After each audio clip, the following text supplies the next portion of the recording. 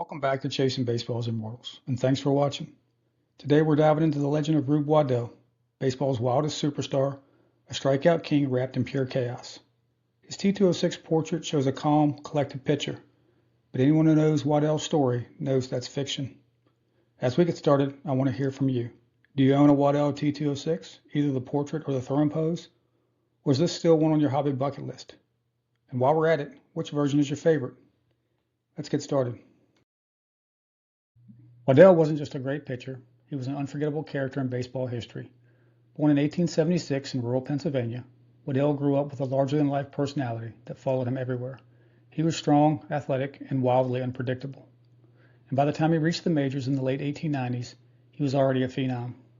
On the mound, Waddell was electric, a hard-throwing left-hander with a devastating curveball. He became the game's first true strikeout superstar. During his peak with Connie Mack's Philadelphia Athletics, he led the league in strikeouts 6 straight seasons, often doubling the totals of his closest competitors. In 1904, he struck out 349 batters, a record that stood until 1946 when it was broken by Bob Feller, yet it still ranks among one of the greatest pitching seasons ever recorded. But Waddell's brilliance came with chaos. He was famous for disappearing during the season, chasing fire trucks, wrestling alligators, performing in local plays, or wandering off on adventures that only added to his legend. Opponents claimed they could distract him by waving shiny objects or puppies from the dugout, and sometimes it worked. Yet when he locked in, he was unhittable. Off the field, Waddell lived hard and burned fast. His career faded early, and he died in 1914 at just 37 years old. But his impact never disappeared. In 1946, he was inducted into the Baseball Hall of Fame, recognized not only for his extraordinary talent, but as for unforgettable personality that made him one of the sport's first true superstars. Waddell wasn't just a pitcher, he was baseball's original wild card, a man whose life felt like folklore and whose legend still echoes more than a century later. How do you think fans would view a player like Waddell today? Now we'll take a look at Waddell's historical relevance. Waddell was one of the league's first great strikeout pitchers in baseball history. Across nearly 3,000 innings, he struck out 2,316 hitters and posted a career 2.16 ERA.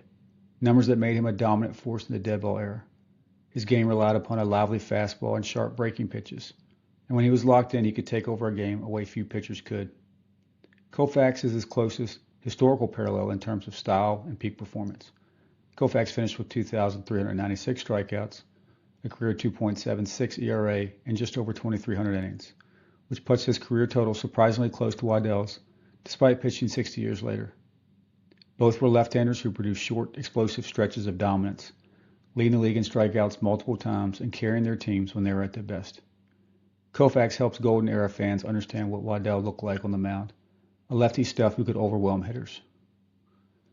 Kershaw offers the best modern comparison when you look at both style and long-term production. Kershaw's career includes more than 3,000 strikeouts, a career ERA in the mid-twos, and nearly 3,000 innings pitched, putting his totals in the same general range as Waddell's, but with far more consistency and longevity. Like Waddell, Kershaw is a left-hander who wins with movement, command, and a dominant breaking ball. The difference is steadiness. Kershaw sustained his peak for more than a decade, while Waddell's brilliance came in short bursts. Taken together, Koufax shows what Waddell's peak felt like, while Kershaw demonstrates what this skill set looks like stretched over a long modern career. Both illustrate why Waddell's combination of strikeouts, run prevention, and left-handed power still stands out more than a century later. The Rube Waddell portrait comes from the legendary T206 set, a 524-card tobacco issue celebrated for its rich color, featuring some of the most iconic images in the hobby. Waddell's calm blue background portrait stands out as one of the set's great poses for Hall of Famers, a surprisingly serene look for one of baseball's most unpredictable stars. Across PSA and SGC, there are only 1,340 copies graded, and most of them fall into the lower grades. Not surprisingly, prices for these well-worn examples have roughly doubled over the last 2 years, yet they can still be found between $500 and $1,000, depending on the grade and eye appeal, keeping the card somewhat available for many collectors. Another layer to the chase comes from the 11 known back variations. Piedmont and Sweet Caporal are among the most common, while Sovereign, Old Mill, and Hindu add a touch of scarcity and personality that makes each copy feel a little different. It's that mix of artwork, history, and back variation that keeps the Waddell portrait and the entire T206 set at the forefront of the vintage collective hobby. And with that context, let's see the card. All right, let's look at the card. Here's my example, T206 portrait, Rube Waddell. I got this probably 2 or 3 years ago. It wasn't long after I got back into the hobby in 22, and I was looking into pre-war, and I did not want to invest into the marquee Hall of Famers at the time, the Cobb or the Johnsons. So I was looking at one of those, some of the other Hall of Famers within the set, and this was one that stood out, and the fact that it was such a beautiful card stood out to me. And so this was my first T206 major purchase a few years ago. I think at the time they were going for around this copy about $200 to $300, maybe closer to $300 to $350. But I remember I thought I got a deal on it because I wanted something that wasn't off center. I wanted it with the deep blue background because sometimes they're a little lighter. So I came across this one. Now this one does have a little bit out of the top left corner. The other corners are rounded, but overall it's very well centered. Deep dark blue background, which is what I wanted. The back is a Piedmont back. A little staining on it, but overall in good shape. And this one is a PSA 2.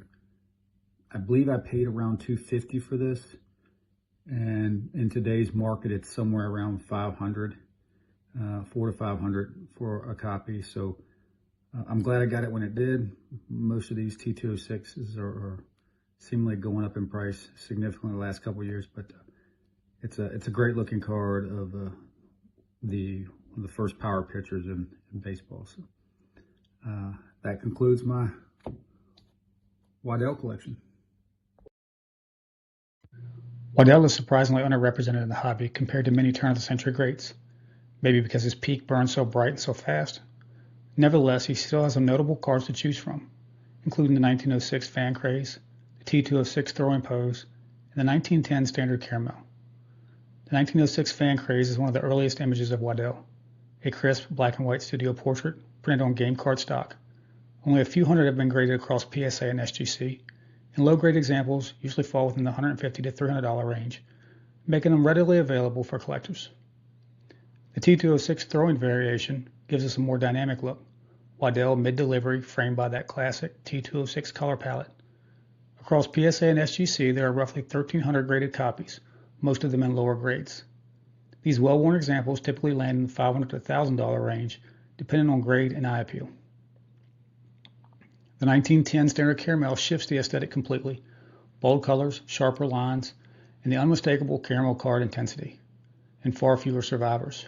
With only a few hundred graded in total, even low-graded examples push $700 to $1,200, reflecting both scarcity and the strong demand for early caramel issues. These three cards give collectors a few different paths to owning a piece of baseball's most eccentric early power pitcher. If you were adding just one Waddell to your collection, which one of these three would you chase first? On deck, Roy Campanella's 1949 Bowman rookie card. It marks the beginning of one of baseball's most important careers. Before the MVPs and the championships, this card captures a rising star stepping out from the Negro Leagues into Dodgers history. In this episode, we'll look at the moment, the player, and the rookie card that launched a legend. See you then.